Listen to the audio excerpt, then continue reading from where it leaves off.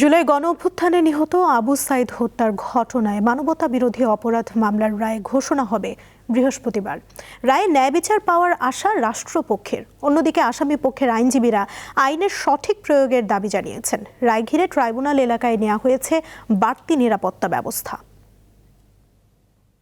2024 সালের 16 জুলাই সেদিন রংপুরের রাজপথ ভিজেছিল অকুতভয় এক তরুণের রক্তে। দুহাত প্রসারিত করে বুক পেতে দেওয়া সেই দৃশ্য হয়ে ওঠে বৈষম্য বিরোধী ছাত্র আন্দোলনকারীদের প্রেরণা। এতে আন্দোলনের মোড় ঘুরে যায়। এক পর্যায়ে আওয়ামী লীগ সরকারের পতন হয়। দেশ থেকে পালিয়ে যান তৎকালীন প্রধানমন্ত্রী শেখ হাসিনা। রোকেয়া বিশ্ববিদ্যালয়ের শিক্ষার্থী আবু সাইদের মৃত্যুর ঘটনায় মানবতা বিরোধী অপরাধে মামলা দায়ের, তদন্ত এরপর শেষ হয় মামলার বিচারিক কার্যক্রম। গত 27 জানুয়ারি ট্রাইব্যুনাল মামলাটি রায়ের জন্য অপেক্ষমান রাখে।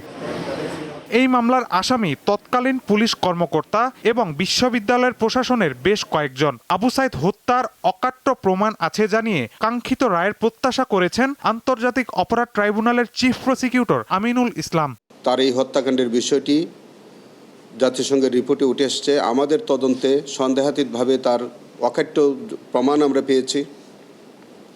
আমরা যাদেরকে বিচারের সম্মুখীন আমরা করেছি, আমরা বিশ্বাস করি যে তাদের বিরুদ্ধে অভিযোগ প্রমাণিত হবে ইনশাল্লাহ।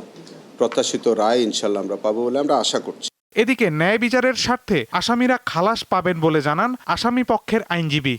তার শরীরে অর্থাৎ ডেড বডিতে কোনো গুলির ক্যাভিয়েশন বা গর্ত না থাকা এবং গুলির কার্তুজের কোনো অংশ বিশেষ এর উপস্থিতি না থাকা, এক্স-রে এবং রেডিওস্কোপিক টেস্ট না করা এবং যে 12 বোর শটগানের কার্তুজে মারা যাওয়ার কথা বলা হয়েছে সেই 12 বোর শটগানের কার্তুজের টেকনিক্যাল স্পেসিফিকেশন কোর্টে উপস্থাপন না করা ইত্যাদি কারণে আসামিগণ বেকসুর খালাস পাইবেন।